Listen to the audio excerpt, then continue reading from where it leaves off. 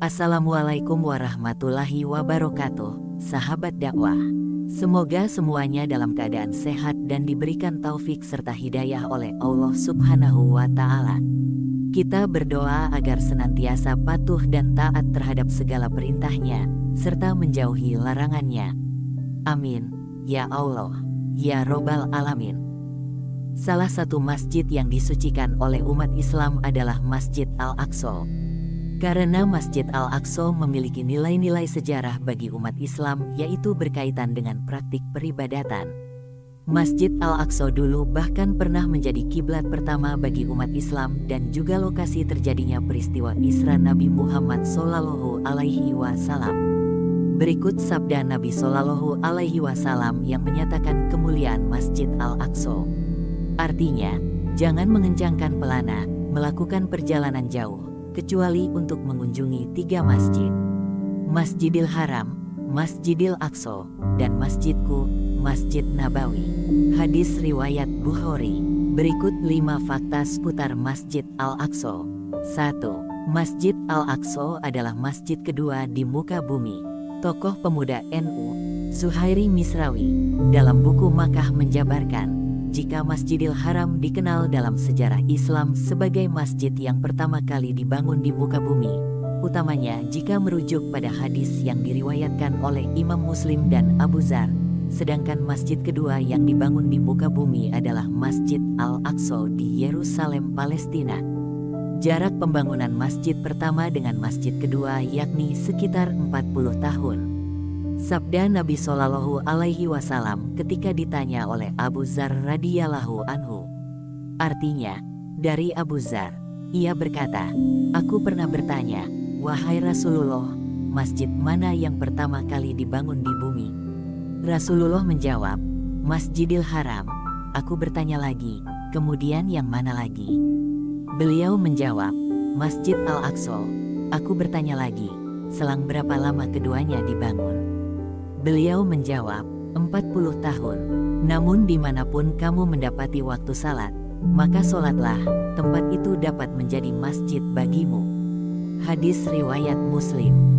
2. Lokasi Isra Nabi Shallallahu Alaihi Wasallam. Firman Allah dalam Al-Quran Surat Al-Isra ayat 1. Artinya, Maha Suci, Allah, yang telah memperjalankan hambanya, Nabi Muhammad, pada malam hari dari Masjidil Haram ke Masjidil Aqsa yang telah kami berkahi sekelilingnya agar kami perlihatkan kepadanya sebagian tanda-tanda kebesaran kami.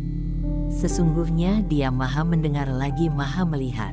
Ayat di atas mengisahkan terjadinya Isra Miraj yang dialami Nabi Shallallahu Alaihi Wasallam dalam waktu hanya semalam, di mana Nabi Muhammad Shallallahu Alaihi Wasallam melakukan perjalanan dari Masjidil Haram ke Masjidil Aqsa. Sebab penamaan Masjidil Aqsa dan juga alasan mengapa wilayah itu diberkahi, Syekh Wahbah dalam tafsirnya mengungkapkan. Artinya, Masjidil Aqsa adalah rumah suci, disebut Al-Aqsa karena jaraknya yang jauh dari Hijaz. Lingkungan sekitar Al-Aqsa telah diberkahi dengan nilai-nilai agama dan dunia, sebab inilah tempat di mana wahyu turun dan tempat ibadah para nabi sejak zaman Musa alaihi salam. Selain itu, wilayah ini juga dikelilingi oleh sungai, pepohonan, dan buah-buahan.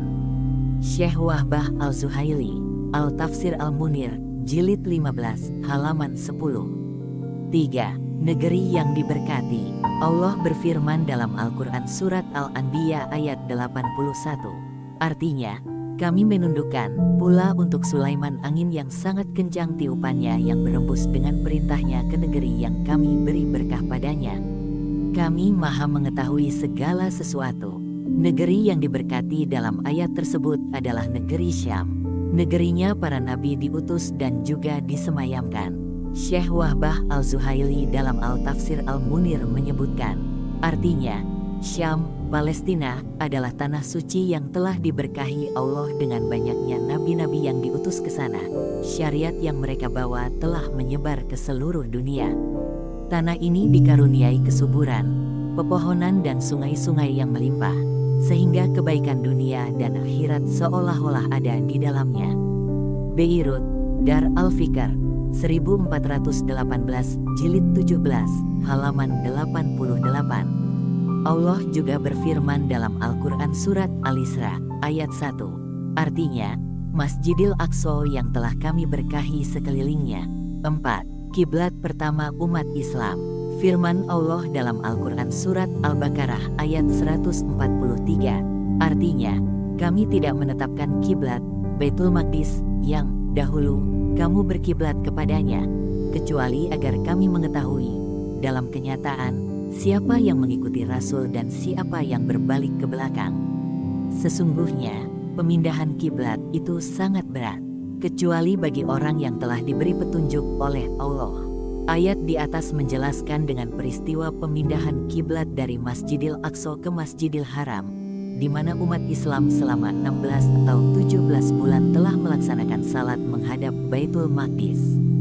Meskipun Nabi Shallallahu Alaihi Wasallam salat menghadap Baitul Maqdis, beliau di sisi lain juga senang apabila kiblat umat Islam dipindah menghadap Ka'bah, dan Nabi Shallallahu Alaihi Wasallam pun berdoa kepada Allah, sehingga Allah mengabulkan permintaan tersebut. Syekh Wahbah Al-Zuhaili, Al-Tafsir Al-Munir, Jilid 2, halaman 10. 5. Tanah suci yang dihormati. Firman Allah dalam Al-Quran surat Al-Maidah ayat 21. Artinya, wahai kaumku, masuklah ke tanah suci, Baitul Maqdis. Ayat di atas memuat kisah ketika Nabi Musa alaihi salam memerintahkan kaumnya untuk memasuki tanah suci Palestina. Penyebutan wilayah tersebut terkadang dipadankan dengan Baitul Maqdis atau rumah suci, bisa juga Al-Ard Al-Muqaddasah atau tanah suci.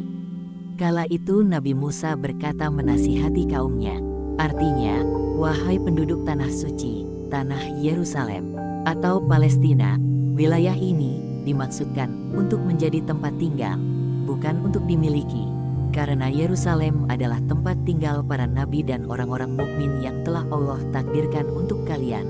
Tanah ini diberikan untuk kalian dan diberi nama. Syekh Wahbah Al-Zuhaili, Al-Tafsir Al-Munir, Jilid 6, halaman 146.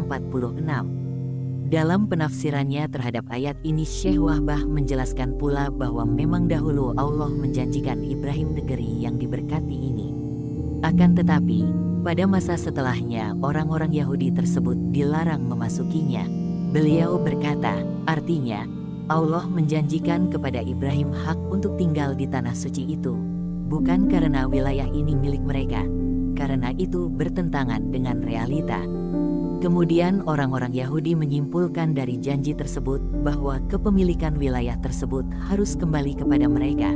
Namun hal ini tidak benar, karena setelah itu Allah berfirman dalam surat Al-Maidah ayat 26, negeri itu diharamkan atas mereka. Ibnu Abbas menjelaskan bahwa pada awalnya negeri itu diberikan sebagai hibah. Namun kemudian Allah melarang mereka karena perilaku jahat dan ketidaktaatan mereka. Syekh Wahbah Al-Zuhaili, Al-Tafsir Al-Munir, Jilid V, halaman 146. Demikianlah ayat-ayat dalam Al-Quran mengenai kemuliaan Masjidil Aqsa dan juga wilayah sekitarnya. Kita sebagai umat Islam berdoa supaya saudara-saudara muslim kita yang berada di wilayah Al-Aqsa dan sekitarnya diselamatkan dan dilindungi oleh Allah. Amin. Wassalamualaikum warahmatullahi wabarakatuh.